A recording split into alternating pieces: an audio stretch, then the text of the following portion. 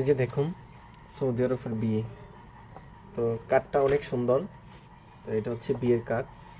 তো সচরাচর আসলে বাঙালিদের তেমন বিয়ের কার্ড দিয়ে দাওয়াত দেয় না সৌদিরা, যদি খুব একটা ভালো সম্পর্ক না হয় বা তার সাথে ভালো আন্ডারস্ট্যান্ডিং বা তার কফিল না হয়। তো আমাদের এক অফিসের কলিগের বিয়ে, তো সবাইকে এই কার্ডটার মাধ্যমে দাওয়াত দিয়েছে।